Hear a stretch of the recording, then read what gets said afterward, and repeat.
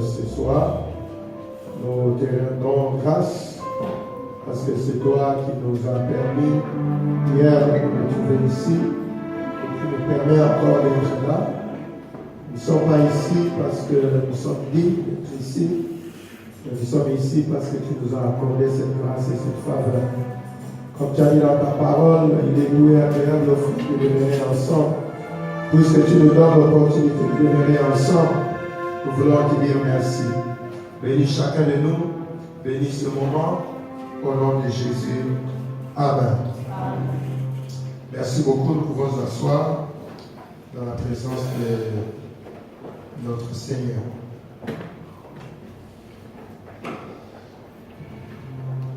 Alors, nous voulons vous saluer tous au nom de Jésus et vous dire merci d'être présents ce soir. Merci d'avoir été là hier. Merci aussi d'être là ce soir où nous allons continuer à partager la parole de Dieu. Et je remercie une fois de plus Pasteur Hubert et toute l'équipe autour de lui pour cette opportunité que vous nous avez donnée d'être ici et de partager la parole ensemble. Alors avant de commencer, j'ai ici deux petits livres. Je pense que j'en avais donné au pasteur la dernière fois. Deux petits livres écrits par mon père spirituel, notre père spirituel, le prophète Eugene May, l'apôtre prophète Eugene May. Alors il a écrit il y a quelques années un petit livre très simple, très petit, qui est intitulé Un homme utilisé par Dieu. Donc, dans nos valises, on a retrouvé deux copies que je peux donner à n'importe qui veut lire un peu, qui peut prendre.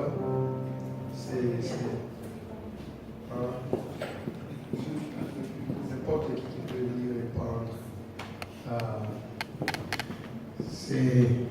C'est très facile à lire, très simple. Donc, si tu veux lire un peu, passer du temps dans la lecture, voilà. Quelqu'un dit Amen. Amen. Gloire à Jésus. Alors, depuis hier, nous avons partagé la parole de Dieu dans le cadre de ces séminaires que l'Église organise souvent sous le thème que les ténèbres cessent. Et cette année, le sous-thème qui a été donné par les serviteurs de Dieu, c'était « Mais vers le soir, la lumière paraîtra ». C'est dans Zacharie, chapitre 14, le verset 7. Mais hier, pour bien comprendre ce verset-là, nous avons placé les choses dans leur contexte et nous avons lu Zacharie, chapitre 14, à partir du premier verset jusqu'au verset 7, où le thème a été tiré. Et nous avons dit que ce qui est dit là-bas concerne le retour du Seigneur. Quand le Seigneur reviendra avec le Saint ensemble pour établir son règne sur la terre. Et nous avons dit que dans le verset 6, avant le verset 7, où le thème et le sous-thème a été tiré, on dit qu'en ces jours-là, il n'y aura point de lumière. Il n'y aura point de lumière. Et nous avons dit, là où il n'y a pas de lumière, il y a quoi? Les ténèbres. Là où il n'y a pas de lumière, il y a les ténèbres. Là où il n'y a pas de lumière, il y a les ténèbres. Mais quand nous continuons, on dit dans le verset 7 que ça sera un jour unique, connu de l'Éternel, qui ne sera ni jour ni nuit. Mais vers le soir, la lumière paraîtra. Si on parle ici de l'histoire d'Israël, on parle de comment Israël a rejeté le Seigneur. Dans le chapitre 13 de Zacharie, tu vois, on parle comment le berger d'Israël a été frappé et les brebis d'Israël ont été dispersées. dans le chapitre 13, on parle de comment il est venu et il a été frappé, c'est-à-dire trahi, livré à la croix et il est mort. Et à cause de cela, Israël n'avait pas de brebis. Et le peuple de Dieu a été dispersé. Et la Bible dit qu'il y aura un moment donné où les nations vont se mettre ensemble contre Israël. Ils vont combattre contre Israël. Et le Seigneur dit que ça sera le moment où on va exterminer le 2 tiers d'Israël. Et il dit qu'il y aura un tiers qui va rester. Et c'est à ce moment-là qu'il va apparaître. Quand les nations se mettront ensemble pour combattre Jérusalem. Quand les nations se mettront ensemble pour combattre Israël. Nous avons voulu expliquer cela pour aller tirer maintenant les sous-termes qui nous a été donnés. Et quand les nations vont se mettre ensemble contre Israël, ils vont commencer à détruire Israël. Ils vont commencer à détruire les enfants de Jérusalem. Ils vont commencer à détruire Jérusalem. Mais la Bible dit que vers les soirs, la lumière va apparaître. Pas vers le matin, mais vers les soirs. C'est-à-dire que quand les nations vont commencer à dire « Nous avons conquis Jérusalem, nous avons gagné Jérusalem », quand il n'y aura plus d'espoir pour Jérusalem, quand les gens vont penser que c'est fini pour Israël, quand les gens vont dire « Non, cette fois-ci, c'est fini, c'est terminé », la Bible dit que c'est à ce moment-là. Voilà pourquoi la Bible parle du soir. Le soir, nous avons dit, c'est quand il n'y a plus d'espérance. Les soirs, c'est quand il n'y a plus d'espoir. Les soirs, c'est quand tu es convaincu que tu as échoué. Les soirs, c'est quand Israël sera vraiment dans un coin, il ne peut plus rien faire. Les soirs, ça veut dire que l'espoir d'Israël est parti. Les soirs, c'est quand les nations vont se dire, voici le peuple de Dieu, voici celui que Dieu aime. Maintenant, où est Dieu? Où est son Dieu? Nous l'avons eu. Et la Bible dit, quand ça sera le soir, c'est-à-dire au dernier moment, pour détruire complètement Israël, la lumière va apparaître. Quelqu'un va dire Amen. Généralement, la lumière apparaît le matin. Généralement, la lumière apparaît quand le jour se lève. Mais là, le Seigneur dit, le soir, la lumière va apparaître. Ce n'est pas normal que la lumière apparaisse le soir. La lumière apparaît au début du jour. Le soir, c'est la nuit qui commence à gouverner. Le soir, c'est les ténèbres qui commencent à gouverner. Mais le Seigneur dit, le soir, il y aura une lumière qui va apparaître. Et c'est là que le terme nous a été donné. Mais vers le soir, la lumière va apparaître. Ce qui a été fait pour Israël, Dieu peut le faire pour ta vie et ma vie.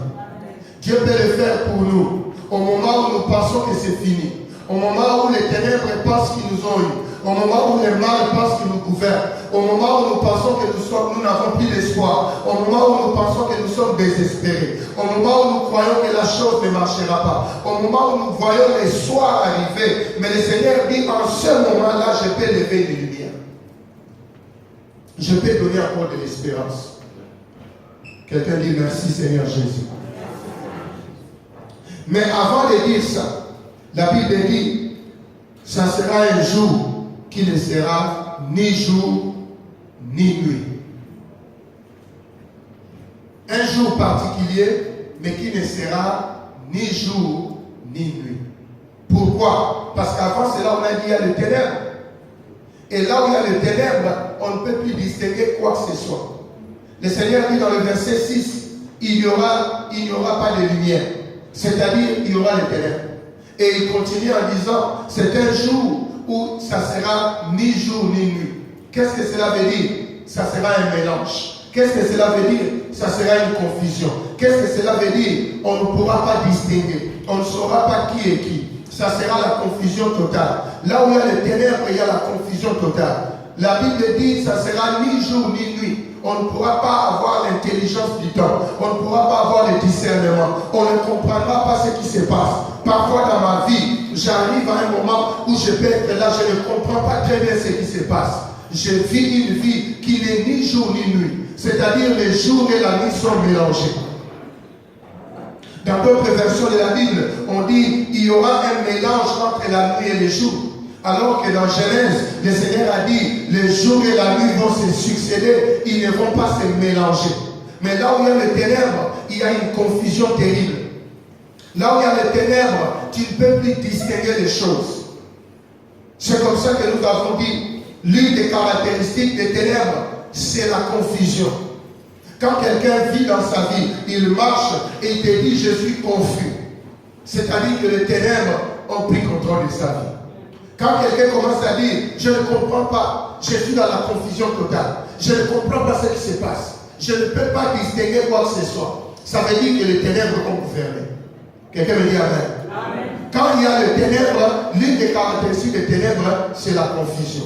C'est ainsi que nous avons lu dans les livres de Job, au chapitre 10, le verset 22. Là où la Bible dit, pays d'une obscurité profonde, une autre manière de désigner le ténèbre, où règne l'ombre de la mort et la confusion. Ce Job va dire que là où il y a l'obscurité, l'une des caractéristiques, c'est la confusion. Là où il y a l'obscurité, il y a la confusion. Là où il y a les ténèbres, il y a la confusion. Voilà pourquoi le Seigneur a dit, pour Jérusalem, ça sera ni jour ni nuit. Ça sera la confusion totale. Mais au bout de cette confusion, quand il y a cette confusion et que les gens commencent à dire, c'est fini pour Jérusalem, une lumière va apparaître. Une lumière va apparaître. Dans ta vie et dans ma vie, nous devons être prêts, malgré la confusion, malgré le mélange, malgré que parfois je ne sais pas vraiment qu'est-ce qui se passe. Mais je dois faire attention. Le Seigneur est capable en ce moment-là d'apparaître dans ma vie. Le Seigneur est capable en ce moment-là d'apparaître dans ma cause. Le Seigneur est capable en ce moment-là d'apparaître dans la situation. Des fois, je regarde ma vie, je regarde ma famille, je regarde mon foyer, je regarde mes enfants, je regarde mon église et je dis non, c'est le soir. Quand le soir arrive, on ne s'attend pas au soleil, on s'attend à la nuit. Quand le soir arrive, on s'attend à ce que la nuit devienne plus profonde encore. Mais le Seigneur dit non, avec moi, il faut faire attention.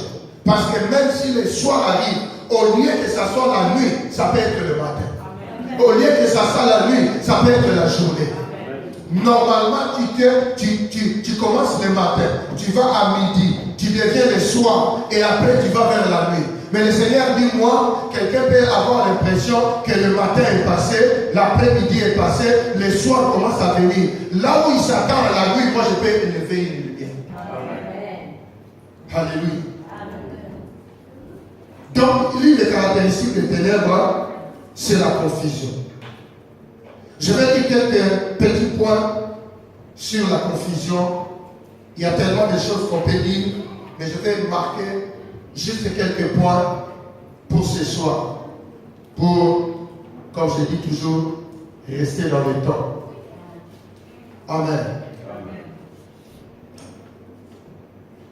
Si l'une des caractéristiques des ténèbres, c'est la confusion, comment alors comprendre la confusion?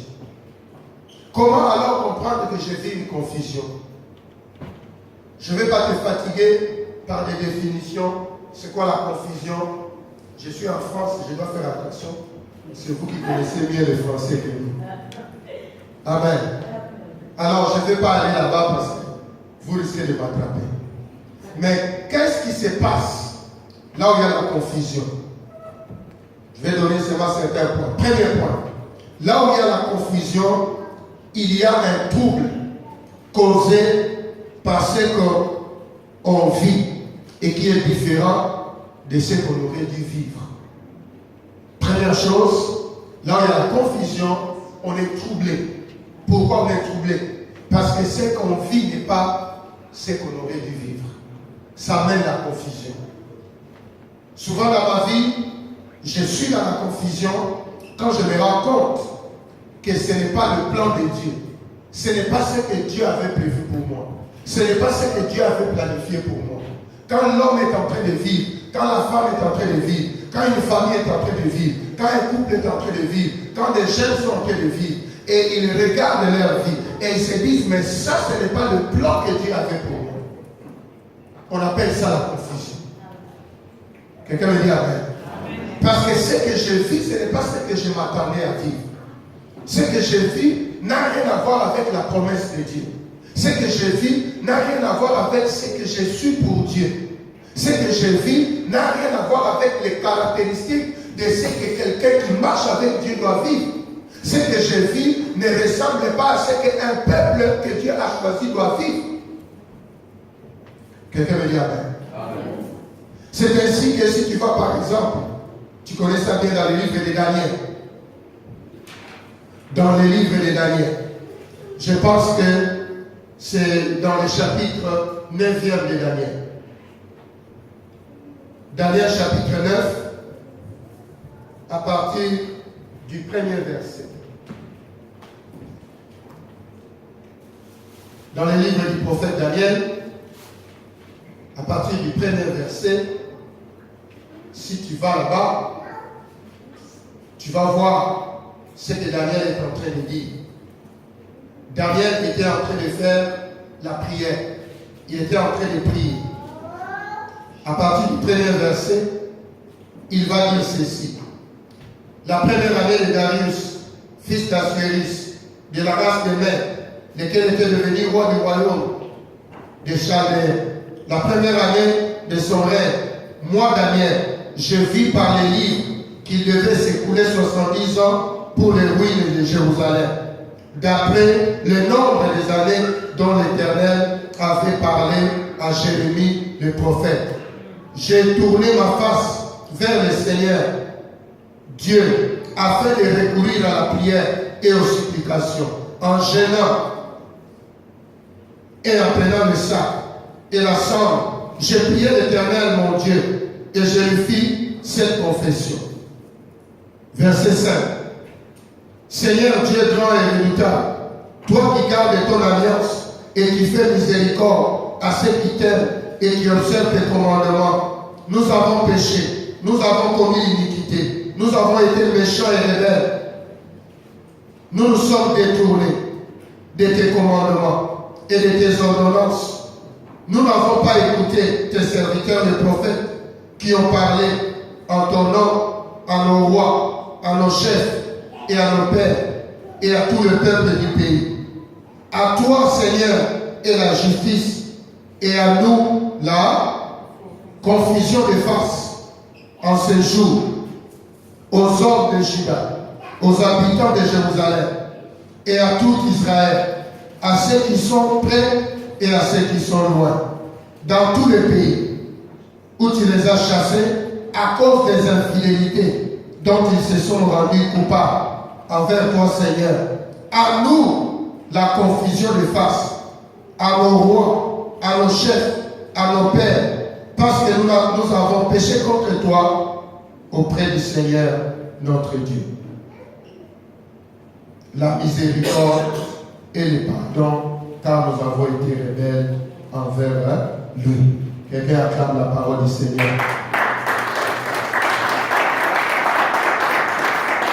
Alléluia. Daniel parle de la confusion. Daniel dit, nous sommes dans la confusion. Pourquoi? Parce que nous sommes le peuple de Dieu. Nous sommes le peuple de Dieu. Nous sommes le peuple de Juda. Nous sommes les habitants de Jérusalem. Mais nous sommes en captivité. Et nous sommes ici parce que nous avons été rebelles et infidèles à notre Dieu. Voilà pourquoi nous sommes dans la confusion. C'est-à-dire, Daniel est en train de dire, normalement, on ne devait pas être ici. Normalement, on ne devait pas être dans la captivité parce que nous sommes le peuple élu, nous sommes le peuple choisi, nous sommes les descendants d'Abraham, nous sommes les gens que Dieu est allé chercher en Égypte. Dieu nous avait déjà libérés de l'esclavage. L'esclavage n'est plus notre affaire. L'esclavage n'est plus notre situation. En Égypte, oui, on était esclaves. Mais Dieu avait déjà dit qu'après 400 ans, il va nous libérer, il va nous amener à la terre promise, il va nous fixer là-bas. Et sous Josué, nous sommes entrés dans la terre promise. Et nous étions assis dans la terre promise. Si nous sommes à Babylone aujourd'hui, si Dieu a dit 70 ans de captivité, c'est que nous avons fait des choses qui n'étaient pas correctes. Voilà pourquoi nous vivons la confusion. Daniel dit, je suis censé être un homme libre. Je suis censé être un homme libre. Mais pourquoi je suis ici? Pourquoi j'ai vu ce que j'ai vu? Normalement, je n'étais pas supposé être ici. Daniel est en train de dire, je ne pouvais pas servir les rois païens. S'il y a un roi que moi je devais servir, ça devait être à Jérusalem. Ça devait être un roi choisi par Dieu.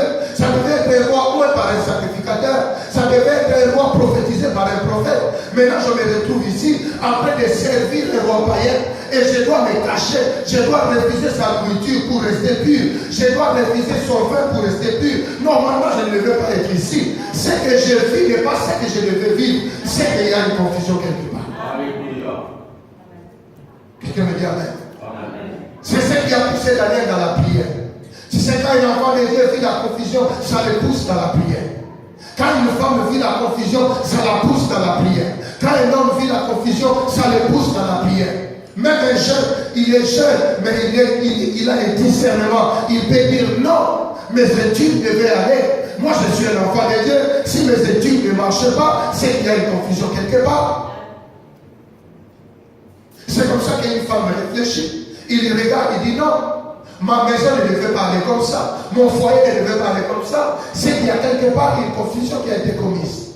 Daniel dit à toi la justice, à nous la confusion. C'est à nous la confusion. Parce que normalement, nous sommes les élus de Dieu. Normalement, nous sommes le peuple de Dieu. Normalement, moi, je ne devais pas être dans la cour d'un roi païen. Je suis de Jérusalem, je suis de Juda, je suis un enfant d'Israël. Je ne dois pas servir ce païen. Je ne dois pas être à la cour de ce roi. Moi, je dois être à Jérusalem, devant le temple.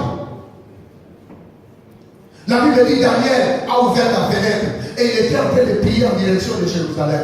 Parce que Salomon, le jour où il a prié pour le temple, il avait dit à Dieu, si quelqu'un ne peut pas être ici et il est loin, il peut prier à distance en regardant vers Jérusalem. Et Daniel ouvrait sa fenêtre et priait en regardant vers Jérusalem.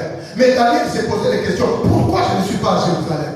Pourquoi je prie ici? Pourquoi je ne suis pas à Jérusalem? Pourquoi je ne suis pas dans les temples? Au lieu de prier ici à distance, pourquoi je ne suis pas là? Quelqu'un me dit amen. Amen. Quand je regarde ma vie, est-ce que je peux me dire aujourd'hui, ah, et c'est comme s'il y a une confusion quelque part. Quand je regarde ma maison, quand je regarde ma famille, est-ce que je peux dire, ah, c'est comme s'il y a une confusion quelque part. Parce que ça, ce n'est pas le plan de Dieu. Pourquoi je me retrouve ici? Pourquoi je vis ça? Pourquoi ça se passe comme ça? Seigneur, à toi la justice, à moi la confusion. Je vais prier et je vais me repentir. Alléluia. Sur la première chose qu'on voit quand il y a la confusion, c'est que le plan, ce que je vis, n'est pas le plan de Dieu. Ce n'est pas ma destinée. Dieu n'avait pas dit à Moïse, sors les enfants d'Israël d'Égypte, amène-les dans la terre promise, et après, je vais les amener encore à Babylone. Je vais les retourner dans une autre forme de prison. Non. Dieu avait dit à Moïse, sors-les de l'Égypte, parce qu'il y a une terre que j'ai promise là-bas. Ils seront là-bas. Et quand il n'était plus là-bas, Daniel a dit, non. Il y a une confusion. C'est le ténèbre. Le ténèbre, c'est la confusion. Je suis troublé. Je suis choqué. Parce que ce que je vis n'est pas ce que Dieu a promis. Ce que je vis, ce n'est pas ce que Dieu a promis. Et quand Daniel a vu ça, il a dit non, il faut que je puisse aller dans la prière. Et dans la prière, Daniel était sincère. Dans la prière, Daniel était humble. Dans la prière, Daniel était dans la vérité. Daniel a fait une prière que beaucoup de chrétiens ne peuvent pas faire. Parce que la Bible dit qu'il était un jeune. Les gens qui avaient péché, quand Jérémie avait prophétisé, Daniel n'était pas là. Ce n'est pas Daniel qui a péché. Mais Daniel a dit, nous avons péché. Daniel a compris que la confusion peut être quelque chose que j'ai hérité de mes pères. Cette situation, moi je ne l'ai pas provoquée. Mais si je suis à Babylone, c'est parce que le roi, les chefs, les sacrificateurs, le peuple ont péché. Il y a beaucoup d'enfants de Juda qui sont nés à Babylone, qui n'étaient pas l'auteur de ces péchés. Il y en a beaucoup qui n'ont pas commis ces péchés, qui ne se sont pas rebellés contre les paroles de Jérémie. Il y en a beaucoup qui n'ont pas menacé Jérémie. C'était des bébés, c'était des enfants. Il y en a même beaucoup qui sont nés à Babylone. Mais Daniel était tellement brisé, tellement humble. Il n'a pas voulu dire, ah si je suis ici, c'est à cause de moi je suis saint, moi je ne suis pas. Non, Daniel a dit, parfois les situations que tu vis, tu les vis à cause du peuple auquel tu appartiens. Quelqu'un me dit amen. C'est à cause du peuple auquel tu appartiens. Deux fois, tu pries pour la France. Pourquoi tu pries pour la France? c'est parce que tu vis en France. Si on monte les impôts, tes impôts vont monter. Si on baisse les impôts, tes impôts vont baisser. Il y a beaucoup de choses que tu vis. Ce n'est pas parce que c'est toi qu'on vise, c'est parce que c'est la France. Et comme toi tu es en France, tu participes à certaines victoires et tu participes à certaines défaites. So Daniel a compris que si j'appartiens à Israël, ce qui arrive à Israël peut me toucher.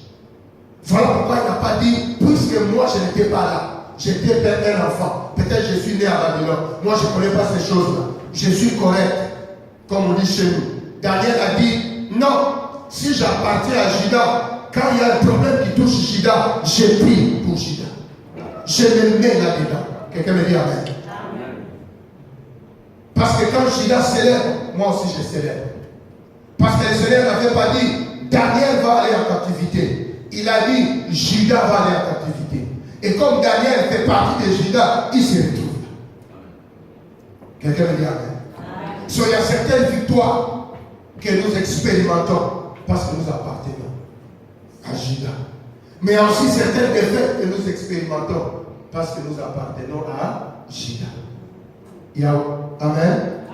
C'est ainsi que il y a quelques années, pas quelques années, quelques mois, vous étiez tous fiers de vous, n'est-ce pas? Parce que vous avez gagné la coupe.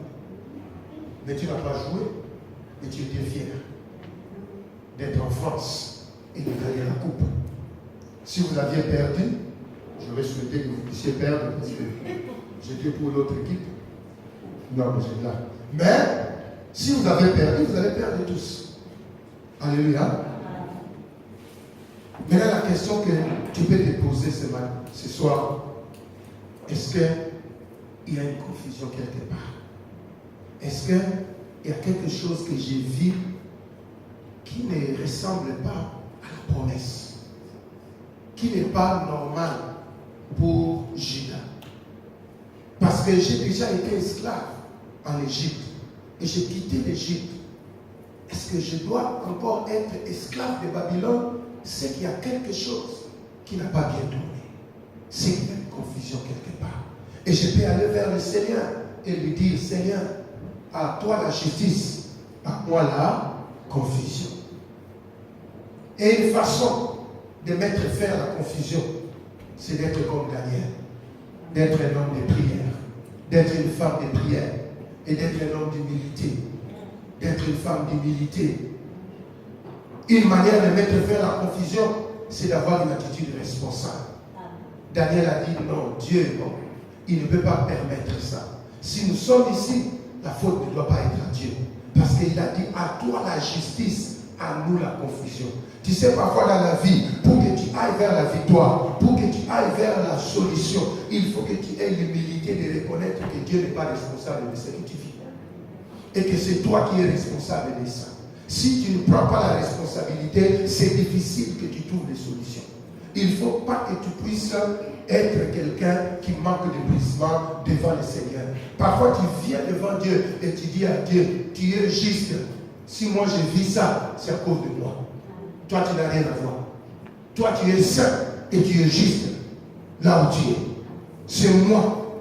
Si ce n'est pas moi, Daniel, c'est le roi, c'est le sacrificateur, c'est le chef et c'est le peuple de Juda. Quelqu'un me dit amen. Daniel a dit, c'est mon peuple. Ce sont les rois. Des fois, quand tu pries Dieu, tu t'identifies à un groupe et tu dis, je vis ça parce que j'appartiens à ce groupe. Ce n'est pas Dieu, c'est le groupe auquel j'appartiens. Ce sont les affaires de ma famille. Ce sont les affaires de mon pays. Ce sont des choses qui ont commencé depuis longtemps. Et moi, je suis né dans cette condition-là. Voilà pourquoi je vis ça. Père, tu n'as rien à voir. Ce n'est ni par ta méchanceté. Ce n'est pas parce que tu ne m'aimes pas. Ce n'est pas parce que tu m'as abandonné. C'est parce que moi et mon peuple et mes rois, mes chefs, mes sacrificateurs, nous avons fait le mal. Beaucoup de gens ne prient pas comme ça. Parce qu'ils disent, ce sont les rois qui ont fait ça. Mais Daniel a dit, je suis ensemble avec ces rois. Nous sommes ensemble. Ce sont mes rois à moi. Ce sont mes sacrificateurs à moi. Ce sont mes chefs à moi. Et moi, étant de ce peuple-là, je dois venir dans l'humilité devant Dieu et prier. Il y a des choses, quand tu viens devant le Seigneur, tu dis, Seigneur, c'est ma famille qui a péché. Pardonne-moi à cause de ça. Parce que j'appartiens à cette famille-là. Quand tu bénis cette famille-là, tu me bénis. Quelqu'un me dit amen? Quand tu bénis cette famille-là, tu me bénis. Même quand on est chrétien, même quand on est dans la nouvelle alliance, tu peux être jeune. Ce n'est pas toi qui pars chaque matin chercher l'argent. Ce sont tes parents. Si tes parents sont bloqués, tu seras bloqué aussi. Tu peux avoir 15 ans, 16 ans, tu donnes ta vie à Jésus, mais tu ne travailles pas encore. Tu ne peux pas te subvenir à tes besoins encore. Ta bénédiction passe par la bénédiction de tes parents. Sur les fois quand tu es en train de prier pour tes parents, tu ne pries pas dans la condamnation, mais tu es en train de dire, Seigneur, aie pitié de nous. Parce que nous n'avons rien. Mais en fait, ce n'est pas toi qui dois avoir, ce sont les parents qui doivent avoir. Mais quand les parents échouent, tu échoues aussi d'une manière.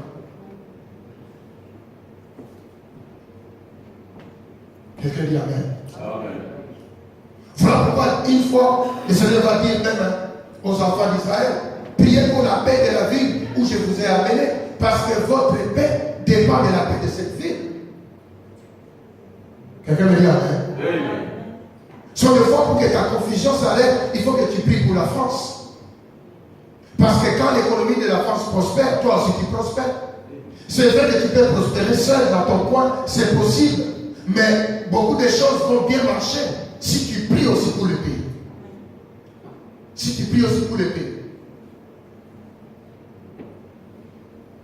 On peut te prendre aujourd'hui, on te place, je ne sais pas moi, je ne le dis pas parce que je suis content que ça arrive, ces choses là-bas, mais on peut te placer en Syrie par exemple. Il y a beaucoup de choses que tu fais aujourd'hui, tu ne le feras pas. Pas parce que tu n'es pas capable, pas parce que tu n'as pas la compétence, mais l'environnement sera différent. Sauf voilà pourquoi il y a des choses, tu pries pour la place où tu es. Tu pries pour le peuple auquel tu appartiens. C'est comme ça que nous prions pour nos églises. C'est comme ça que nous prions pour nos familles. Parce qu'il y a certaines bénédictions, certaines grâces, ça doit tomber là où tu es. Quelqu'un me dit amen. Ça doit tomber là où tu es. Même s'il y a du lait et du miel, mais ça ne coulera pas en Égypte. Il faut que tu changes d'environnement. Il faut que tu viennes dans la terre promise. Il y a du lait pour toi. Il y a du miel pour toi. Mais si tu restes en Égypte, tu peux beau prier Dieu, le lait ne coulera pas. Sur des fois, ça prend que tu pries pour ta famille. Ça prend que tu pries pour ton groupe auquel tu appartiens. Quelqu'un dit amen, amen. La même chose dans les foyers. La même chose dans un couple. Tu ne peux pas seulement prier pour toi.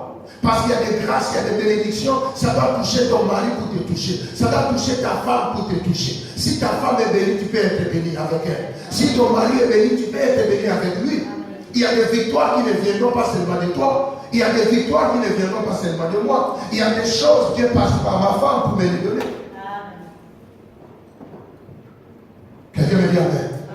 Sur des fois, je souhaite qu'elle soit prospère. Des fois, je souhaite qu'elle soit bénie. Des fois, je souhaite qu'elle soit distinguée. Parce qu'il y a des choses qui vont couler dans ma vie à partir d'elle. Quelqu'un me dit amen.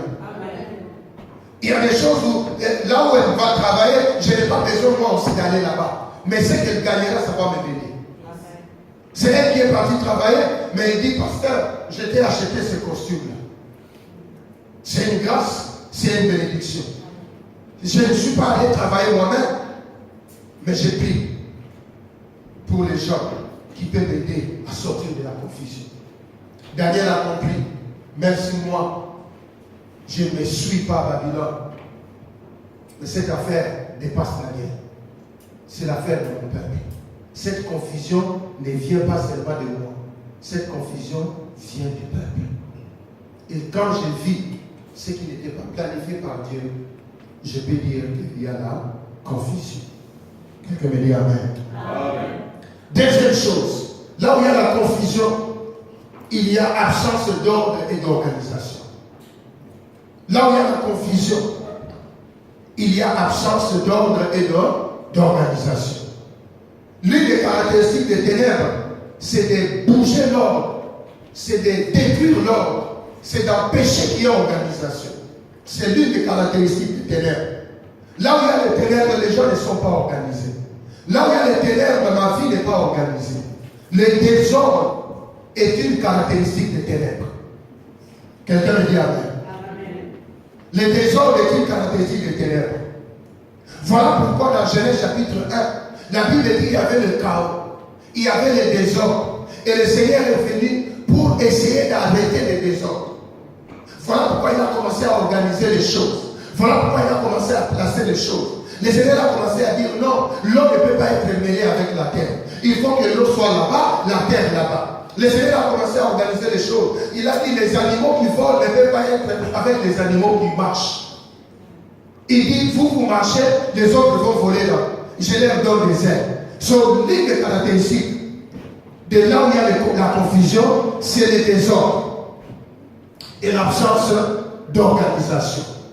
C'est ainsi que dans 1 Corinthiens chapitre 12, à partir du verset 14, la Bible dit, ainsi le corps n'est pas un seul membre, mais il est formé de plusieurs membres. Si les pieds disaient, parce que je ne suis pas une main, je ne suis pas du corps, ne sera-t-il pas du corps pour cela? Et si l'oreille disait, parce que je ne suis pas un main, je ne suis pas du corps, ne serait-elle pas du corps pour cela? Si tous les corps étaient un, où serait l'ouïe? S'il était tout ouïe, où serait l'odorat? Maintenant, Dieu a placé chacun des membres dans le corps comme il a voulu. Si tous étaient un seul membre, où serait le corps? C'est ça la confusion. Si tous les membres étaient pareils, sans distinction, sans organisation, la Bible dit où est-ce que le corps serait? L'œil ne peut pas dire à la main, je n'ai pas besoin de toi, ni la tête dire aux pieds, je n'ai pas besoin de vous. Mais bien plutôt, les membres du corps qui paraissent les plus faibles sont nécessaires. Et ceux que nous estimons être les moins honorables du corps, nous les entourons d'un plus grand honneur. Ainsi, nos membres, les moins honnêtes, reçoivent le plus d'honneur. Tandis que ceux qui sont honnêtes n'en ont pas besoin. Dieu a disposé le corps de manière à donner plus d'honneur à ceux qui en manquaient, afin qu'il n'y ait point quoi? Des divisions dans le corps. Mais les membres aient également soin les uns des autres. Quelqu'un acclame la parole du Seigneur. Là où il y a les ténèbres, il n'y a pas d'ordre, il n'y a pas d'organisation. Et le Seigneur parle ici du corps humain, mais il prend ça seulement pour donner un exemple en parlant de l'Église. L'Église est dirigée par Christ qui est la lumière. L'Église n'est pas dans les désordres. Quelqu'un me dit amen. Amen. Le corps du Christ n'est pas dans les désordres. C'est l'ennemi qui essaie de s'infiltrer pour amener les ténèbres parce que lui, il opère bien là où il y a des désordres. Mais le Seigneur dit, regarde comment j'ai placé le corps. Il dit, l'œil est à sa place. Voilà pourquoi tu ne peux pas te lever le matin, ton œil est à ton pied. Tu ne peux pas un jour te lever le matin et ta tête est au genou. Ça serait la confusion, n'est-ce pas? Ça serait la confusion. Tu ne peux pas te lever un jour et ton oreille est maintenant à ta main et ta main est ici. Ça serait la confusion. Les gens diront qu'il y a un problème. Les médecins vont vouloir te voir, ils vont vouloir t'analyser, t'examiner, parce qu'ils vont dire que c'est quelque chose qui n'est pas normal. Dieu dit, regardez comment j'ai fait le corps. Il y a chaque membre à sa place. C'est ça la lumière. La lumière, c'est que chaque membre a sa place. Là où il y a la lumière, il y a l'ordre. Là où il y a la lumière, tu peux arranger ta chambre. Là où il y a la lumière, tu peux arranger ta maison. Quelqu'un me dit amen. Là où il n'y a pas de lumière, il n'y a pas capacité de mettre de l'ordre. Donc l'une des caractéristiques des ténèbres, c'est d'empêcher qu'il y ait de l'ordre. Et quand dans ta vie, tu ne peux pas mettre l'ordre dans ta vie, c'est une manifestation des ténèbres. Quelqu'un me dit amen. Quand tu ne peux pas mettre l'ordre dans ta vie, c'est une manifestation des ténèbres. Quand tu ne peux pas mettre l'ordre dans ta vie, c'est une manifestation des ténèbres. Quand quelqu'un ne peut pas mettre l'ordre dans sa journée, c'est une manifestation des ténèbres. Quand tu marches dans ta vie chrétienne, mais tu as l'impression que c'est difficile pour toi d'être bien organisé, bien ordonné, c'est une manifestation des ténèbres. Tu dois refuser cela. Tu dois dire que tu es un enfant de Dieu. Tu dois être bien organisé. Quelqu'un me dit amen. Tu dois être bien ordonné. Quand quelqu'un vit sa vie et il a comme l'impression que c'est du désordre, c'est un signe que les ténèbres l'a touché. C'est un signe que les ténèbres le combattent. C'est un signe que les ténèbres est en train de le combattre. Quand quelqu'un regarde sa vie et il dit, ce n'est pas organisé. Ma vie, ce n'est pas ordonné. Il n'y a pas d'ordre. Il n'y a pas d'ordre. Ce n'est pas organisé. C'est un signe que les ténèbres te combattent. Beaucoup de gens vont dire, mes finances ne sont pas organisées. Beaucoup de gens vont dire, ma vie sentimentale n'est pas organisée. Il y a un désordre total. Beaucoup de gens vont dire, mais mon travail n'est pas organisé. Beaucoup de gens vont dire, mes études, je ne comprends plus rien. C'est désorganisé totalement. Beaucoup de gens vont dire, mon ministère, il y a un désordre total. Dans ma maison, il y a un désordre total. C'est ainsi que les ténèbres te combattent. Parce que là où il y a Dieu, il y a toujours l'ordre.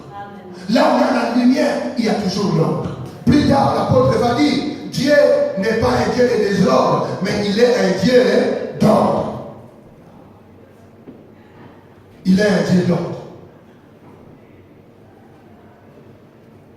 Dieu est un Dieu d'ordre. Dieu est comment? Il est un Dieu d'ordre.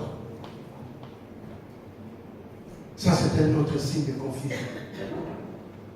Alors ce soir, je dois me poser la question. Est-ce que j'ai l'impression d'être désorganisé quelque part? Hein? Est-ce que ma vie est désorganisée quelque part? Est-ce qu'il y a absence d'ordre dans un aspect de ma vie? Est-ce que je suis bien organisé personnellement?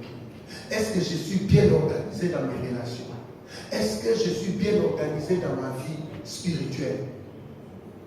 Comme Église, il ne faut pas accepter les désordres. Il ne faut pas accepter d'être l'élément qui va amener les désordres. Il ne faut pas accepter d'être un pion que les ténèbres peuvent utiliser. Tu es dans telle équipe, tu commences à trop organiser l'autre équipe. Ça peut être un signe que les ténèbres veulent passer par toi. Quand les gens commencent à venir en disant, pasteur, mais c'est quel est le verset que tu prêches? Il dit, mais pourquoi tu as choisi ce verset? Pourquoi tu n'as pas choisi l'autre? Alors que toi, ton rôle, c'est d'intercéder. Tu vois, c'est un signe que les ténèbres te combattent. Parce que l'ordre ne peut pas être renversé. Dieu est un Dieu bien organisé. Il est un Dieu d'ordre. S'il a dit le prédicateur, c'est lui qui est responsable de trouver les versets. S'il a dit l'intercesseur, c'est lui qui est responsable de prier pour que le prédicateur trouve les versets. S'il a dit le protocole, c'est lui qui doit accueillir. Il ne peut pas commencer à dire trop les choses. Non. S'il a dit c'est lui qui est le chanteur, laisse le chanteur chanter. Parce que quand ça arrive, c'est un signe que les ténèbres veulent entrer dans l'église. Il ne faut pas seulement dire non, tu vois, moi, c'est parce que Dieu me parle beaucoup, c'est parce que non. Dieu est un Dieu d'ordre. Alléluia. Dieu est un Dieu d'ordre. S'il veut que moi je sois celui qui prêche, il va me donner la prédication. S'il veut que je sois celui qui chante, il va me donner les chants. Il va me donner les chants. S'il veut que moi je sois celui qui accueille, il va me mettre là-bas. Dieu est un Dieu bien organisé. Il est bien organisé. Voilà pourquoi Paul a dit à l'église de Corinthe, il faut que vous soyez organisés. Il a dit même dans la manière de prophétiser, je veux que vous soyez organisés. Dieu est tellement ordonné qu'il ne veut pas que deux personnes parlent au même moment à l'assemblée. Tu vois jusqu'où Dieu est organisé. Il dit que deux personnes ne peuvent pas parler en même temps à l'assemblée. On peut prier tous ensemble, il n'y a pas de problème. Mais je ne peux pas être ici en train de dire, aujourd'hui c'est les ténèbres cessent, l'autre est là-bas, aujourd'hui c'est les ténèbres continuent. En même moment, le même jour, au même moment, Dieu n'est pas comme ça. Quelqu'un me dit amen. C'est un Dieu bien organisé. Et la plupart des fois, quand Dieu a trouvé les gens qui n'étaient pas organisés, il les a aidés à être organisés. Voilà pourquoi avant de placer l'homme dans les jardins, Dieu a organisé les jardins. Il a mis les fleuves, il a mis les arbres, il n'a pas fait de confusion. Il n'a pas dit à l'homme, entre là-bas, cherche un arbre. Si tu trouves cet arbre-là, ne mange pas son fruit. Non! Dieu est organisé, il a dit, voici l'arbre à ne pas manger. Voici l'arbre à manger. Voici le fleuve. Je te mets là-bas. Et il a dit à l'homme, cultive les jardins et garde les jardins. Parce que je fais l'ordre. Quand il a appelé Abraham, il lui a parlé. Il a mis l'ordre. Il a dit à Abraham, soit marche devant moi, soit comment? Soit interne. Sarah, c'est Sarah. Agar, c'est Agar. Tu ne peux pas être dans la confusion. Si je dis que tu auras Isaac avec Sarah, c'est avec Sarah que tu auras Isaac. Tu ne peux pas être troublé. Quand il a appelé Moïse, il a commencé à parler à Moïse. Il a dit, tu prendras les enfants de Lévi. C'est eux qui seront les sacrificateurs. Son Moïse ne pouvait pas se lever un matin et dire, ah, mais tous les Lévites sont partis. Mais appelez-moi les gens de Benjamin là, qui viennent. Sacrificateurs, c'est sacrificateurs. Ah, voilà, faire la chose. Non! Dieu a dit, ça sera la tribu de Lévi. Ça sera la tribu de Juda. Ils me donneront du roi. Et c'est comme ça que nous allons travailler. Et quand vous allez posséder la terre, toi, Benjamin, ta terre sera ici. Toi, Nephtali, ta terre sera là-bas. Parce que Dieu ne fait pas de confusion sur la terre. Quelqu'un me dit Amen. L'un des signes que les ténèbres me combattent, c'est les désordres dans ma vie. C'est le manque d'organisation. Je ne peux pas m'organiser. Je ne peux pas organiser mon foyer. Je ne peux pas organiser mon couple. Je ne peux pas organiser mes enfants. Je ne peux pas organiser l'église. Je ne peux pas organiser mes affaires. C'est un signe que le ténèbre est en train de me combattre. Mais on nous a dit, il faut que les ténèbres cessent. Et on nous a dit, même s'il y a les ténèbres, les soirs, la lumière peut apparaître. Acclame le Seigneur Jésus-Christ. Là où il y a confusion, on considère une chose pour une autre. On considère quelqu'un pour quelqu'un d'autre. C'est aussi un signe de la manifestation des ténèbres, la confusion. C'est que on prend quelqu'un pour quelqu'un d'autre. Il y a une histoire que j'aime, j'espère que tu aimes cette histoire dans Genèse, chapitre 29, verset 21 au verset 27. La Bible dit, ensuite, je suis dans Genèse 29, 21, 27, tu connais bien. Ensuite, Jacob dit à Laban, donne-moi ma femme, car mon temps est accompli, et j'irai vers elle. Laban réunit tous les gens du lieu et fit un festin. Verset 23, les soirs, quelqu'un dit avec moi les soirs. Les soirs, il prit Léa sa fille et l'amena vers Jacob, qui s'approcha d'elle. Et Laban donna pour servante à Léa sa fille Zilpa, sa servante. Le lendemain matin, le signe de la lumière. Le lendemain matin, voilà que c'était Léa. Alors Jacob dit à Laban, qu'est-ce que tu m'as fait? N'est-ce pas pour Rachel que j'ai servi chez toi? Pourquoi tu m'as trompé? Ce que tu vois, quand il y a la confusion, on peut prendre quelqu'un pour quelqu'un d'autre. Quand il y a la confusion dans ta vie, tu prendras les gens pour ceux qui ne sont pas. C'est un signe que les ténèbres te combattent. C'est un signe que les ténèbres te combattent. Quand tu commences à confondre, c'est un signe que les ténèbres te combattent. Et quand les ténèbres cessent, tu choisis toujours la bonne personne. Là où il y a la lumière, tu choisis la bonne personne. Là où il n'y a pas les ténèbres, tu choisis la bonne personne. Quelqu'un me dit Amen.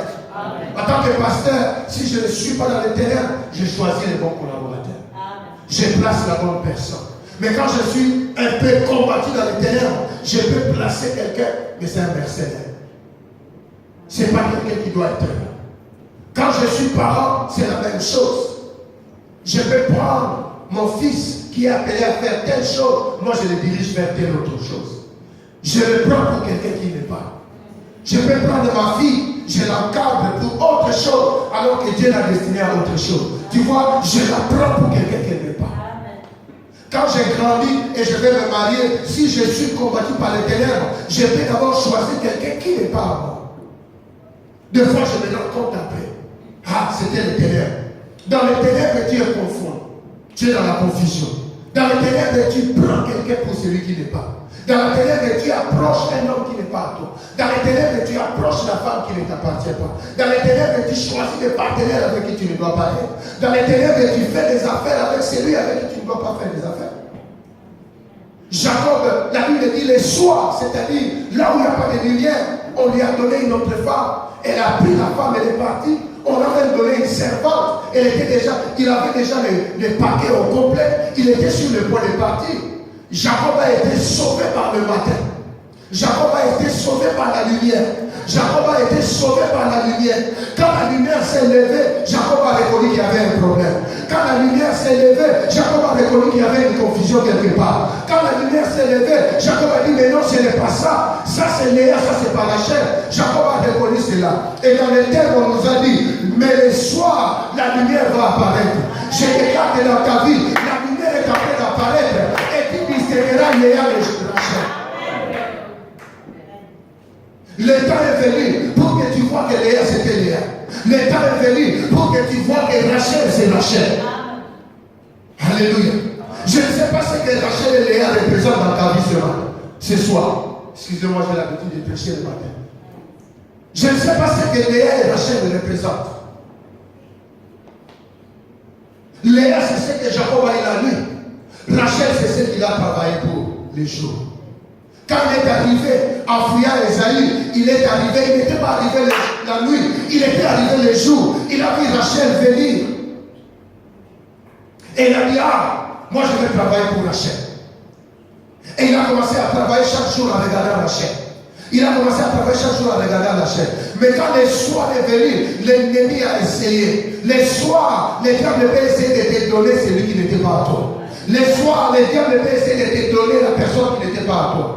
Mais aujourd'hui, pendant cette conférence, ce séminaire, l'Éternel est en train de te dire, mais les soirs, la lumière va apparaître. Si pour Jacob les soirs, la lumière ne s'est pas levée, mais pour nous, Christ s'est déjà levé. Et nous pouvons corriger les erreurs. Nous pouvons rectifier les choses. Nous pouvons arranger les choses. Alléluia. Les erreurs que nous avons fait les soirs, quand le matin arrive, nous pouvons les corriger. Quand le matin arrive, tu peux réclamer Rachel le matin. Si le soir, on t'avait donné Léa, le matin, tu peux réclamer Rachel. Si le soir, l'Éternel t'avait donné autre chose, quand la lumière arrive, c'est à le droit de réclamer ton Rachel. Tu as le droit de réclamer Rachel. Quand la lumière pointe dans ta vie, ne regrette pas la nuit, mais le matin, réclame Rachel. Dis, c'est pour Rachel que je suis là. Alléluia. Dernière chose, je termine par là. Quand il y a confusion, on met ensemble des choses qui ne doivent pas être ensemble. Quand il y a confusion, on met ensemble des choses qui ne doivent pas être ensemble. L'une des caractéristiques des ténèbres, c'est d'amener la confusion pour que tu mettes ensemble ce qui ne doit pas être ensemble. C'est ainsi que dans Zacharie, chapitre 14, qu'on nous a donné, au verset 6, la Bible dit qu'il n'y a pas de lumière. Au verset 7, la Bible dit un jour qui n'est ni jour ni nuit. C'est-à-dire les jours et la nuit sont mélangés. L'une des caractéristiques des ténèbres, c'est que tu mets ensemble ce qui ne doit pas être ensemble. L'exemple que je vais te donner, c'est dans Lévitique chapitre 10. À partir du premier verset que tu connais bien, et je termine par là. Les fils d'Aaron, Nadab et Abihu, prirent chacun un brasier, mirent du feu et posèrent du parfum dessus. Ils apportèrent devant l'Éternel du feu étranger, ce qui ne leur avait point été ordonné.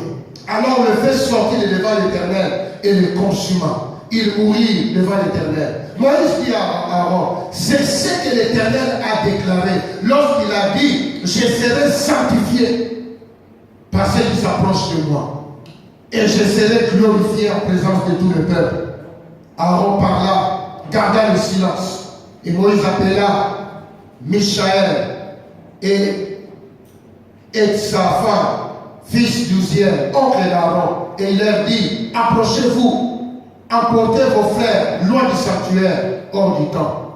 Ils s'approchèrent et ils emportèrent dans leur tunique hors du camp, comme Moïse l'avait dit.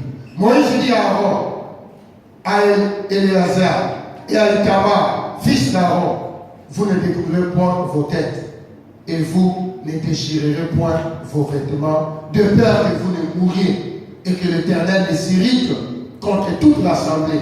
Laissez vos frères, toute la maison d'Israël pleurer sur l'embrasement que l'Éternel a allumé. Quelqu'un acclame la parole du Seigneur.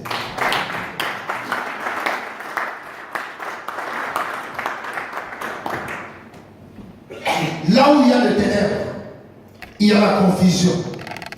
Et là où il y a la confusion, on a tendance à mettre ensemble ce qui ne doit pas être ensemble. Le Seigneur avait parlé à Moïse. Et il avait dit à Moïse, tu bâtiras un autel.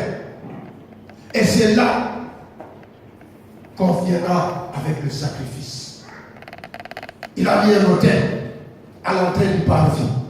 Et les gens venaient et ils sacrifiaient là.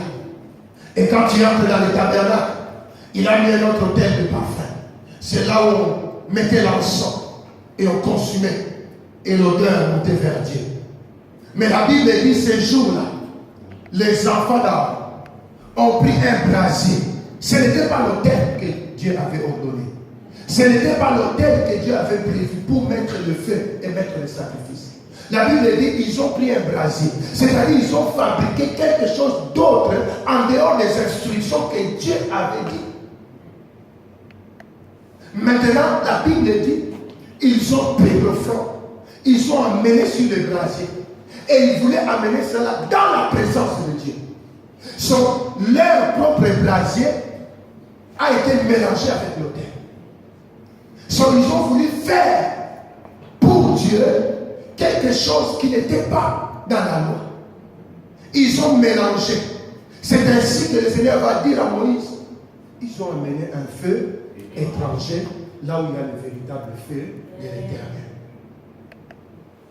Là où il y a le véritable feu de l'Éternel.